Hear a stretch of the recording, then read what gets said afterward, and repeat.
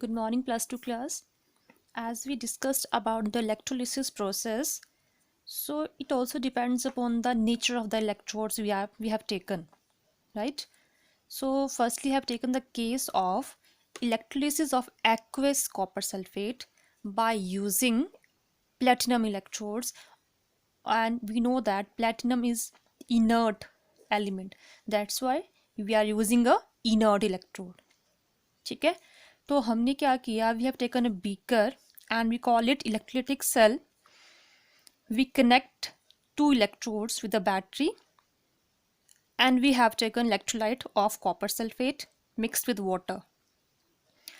When we connect the battery, what will happen?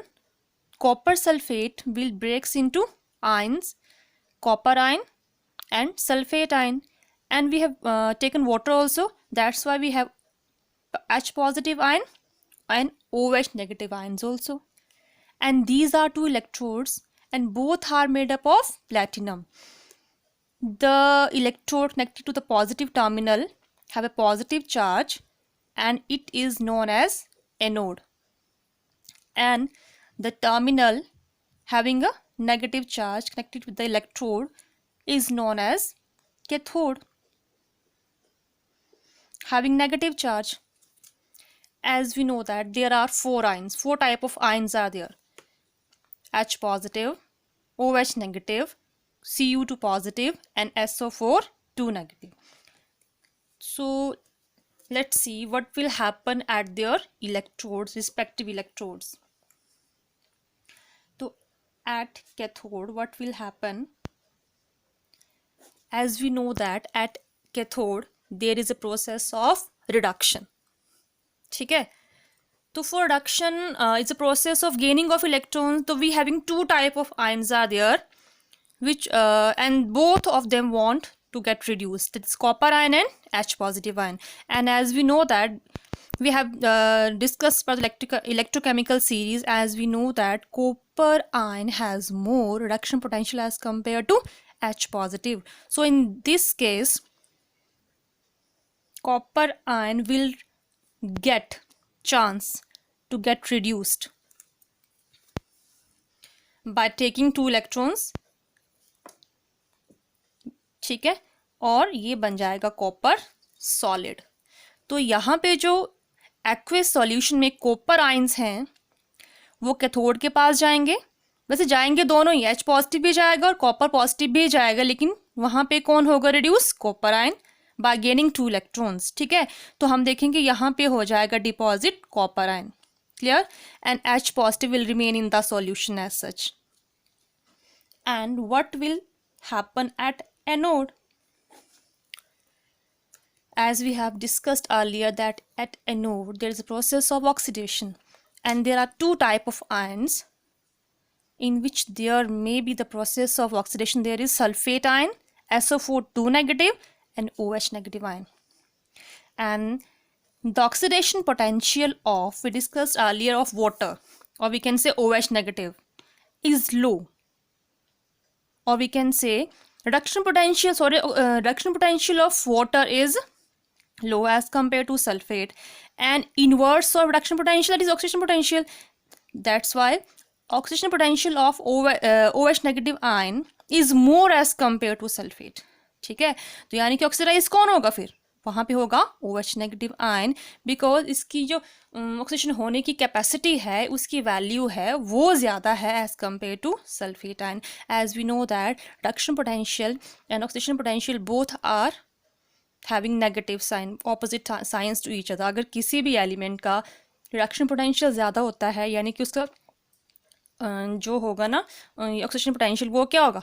कम होगा. ठीक है, तो यहाँ पे जो OH नेगेटिव आयन है, इसका जो है जो ऑक्सीडेशन पोटेंशियल है वो ज़्यादा है. तो यहाँ पे OH नेगेटिव आयन क्या होगा? ऑक्सीडाइज होगा, और सल्फेट ऐसा का ऐसा जो है सॉल्यूशन में रह जाएगा. ठीक है, अब OH नेगेटिव आयन ने होना है ऑक्सीडाइज, तो ये बना लेगा पहले तो OH by losing one electron, but again it is a primary change and OH is unstable in this change ना. तो यहाँ पे इस तरह से ना 4 OH नेगेटिव आयंस आएंगे हमारे पास, वो लूज करेंगे फिर कितने इलेक्ट्रॉन्स? 4 इलेक्ट्रॉन्स.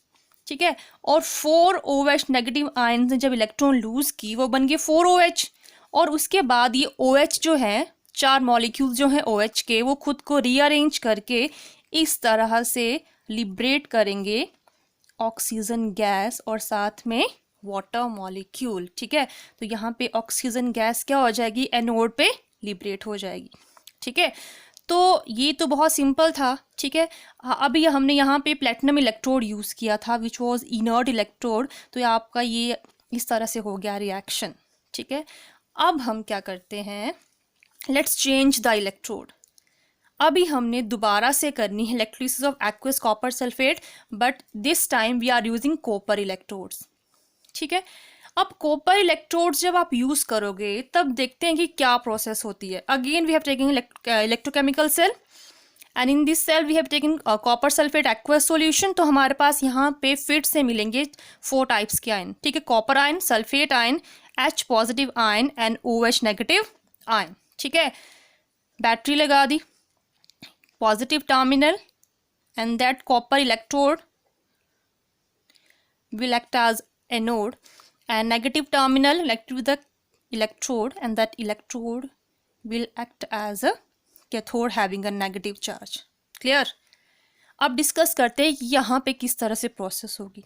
ठीक है, again when we pass the electric current, then there is a breaking down of the copper sulfate and water also. We having 4 type of ions: copper ions, sulphate ions, H positive ion and OH negative ion.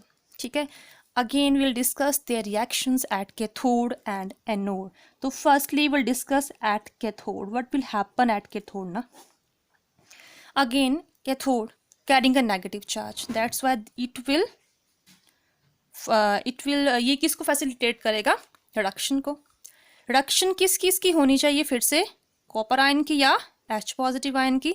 तो यहाँ पे फिर से same reaction है। यहाँ पे आपको पता है reduction potential of copper is more as compare to H positive. तो यहाँ पे copper similar to the first one, first case ना, कॉपर ही आयन जो है वो ही इलेक्ट्रॉन गेन करके बना के यहाँ पे क्या बना लेगा, कॉपर सॉलिड।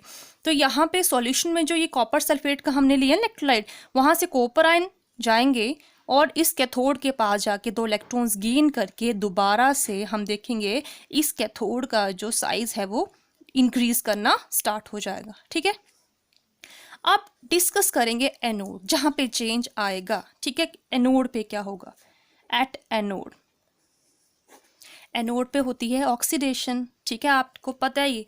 अब ऑक्सीडेशन होने के लिए हमारे पास यहाँ पे 2 टाइप के आयन्स हैं, सल्फेट और OH नेगेटिव आयन, और हमें पता है कि दोनों के दोनों जो हैं अपने इलेक्ट्रॉन्स लूज करना चाहते हैं और ऑक्सीडेशन पोटेंशियल OH नेगेटिव का ज़्यादा है। तो हमारे अकॉर्डिंग क्या होना चाहिए, सेम टू सेम इस तरह से OH नेगेटिव आयन्स जाने चाहिए और इस तरह से वो दोबारा से ऑक्सीडाइज हो जाने चाहिए। ठीक है, लेकिन ये ऐसा रिएक्शन यहाँ पे पॉसिबल नहीं है। क्यों पॉसिबल नहीं है, बिकॉज यहाँ पे हमने देखो इलेक्ट्रोड्स किसके लिए हैं, कॉपर के लिए हैं, और the copper is not totally inert. Come reactive ज़रूर है लेकिन इनर्ट तो नहीं है ना।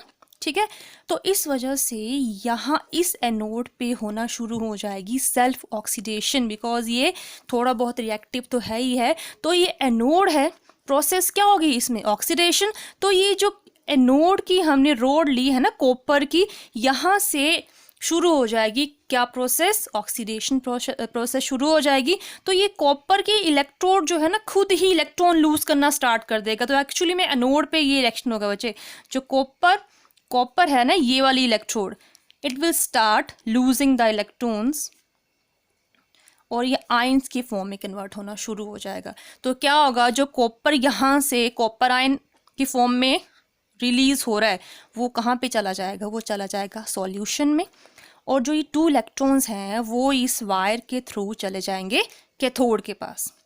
क्लियर। तो इस तरह से अब जो कॉपर, ये आप देखोगे इस तरह से यहाँ पे हो रही है ऑक्सीडेशन। अब ये जो कॉपर आयंस गए ना यहाँ पे सॉल्यूशन में, अब वो कॉपर आयंस, अब आपको पता है कि कॉपर आयंस एक्चुअली कहाँ पे जा रहे थे पहले, कैथोड पे, बिकॉज रिडक्शन। अब यहाँ पे कॉपर आयंस की क्या कम होगी, कंसंट्रेशन। तो at the same time anode से कॉपर आयंस यहाँ पे आना शुरू हो गए और अब वो कॉपर आयन कहाँ पे डिपॉजिट होते जा रहे हैं, कैथोड के पास। ठीक है, आपने 10th में भी प्रोसेस पढ़ी है। ठीक है। तो हम क्या ऑब्जर्व करेंगे, धीरे धीरे जो एनोड है ये अपने आयंस रिलीज कर रहा है, इलेक्ट्रॉन्स थ्रू वायर यहाँ पे कैथोड के पास भेज रहा है, तो धीरे धीरे इसका साइज जो है वो डिक्रीज होना शुरू हो जाएगा। ठीक है। तो अल्टीमेटली हम क्या ऑब्जर्व कर रहे हैं कि यहाँ पे हम ये ऑब्जर्व करेंगे कि यहाँ पे सल्फेट आयंस भी एज सच सॉल्यूशन में रह जाएंगे और OH नेगेटिव आयंस भी ऐसे सॉल्यूशन में रह जाएंगे। ठीक है। और ये जो कॉपर का इलेक्ट्रोड है एक्टिंग एज अ एनोड, इसका साइज डिक्रीज होना शुरू हो जाएगा, इसका साइज इंक्रीज होना शुरू हो जाएगा। और इस कॉपर ने जो इलेक्ट्रॉन्स लूज किए ना, वो इलेक्ट्रॉन यहाँ पे जा रहे हैं और उनको यूज कौन कर रहा है, फिर से वही कॉपर जो यहाँ आयंस की फॉर्म में आया है, ये दोबारा चला जाएगा कैथोड के पास और वहाँ पे वो इलेक्ट्रॉन को गेन कर लेगा। ठीक है।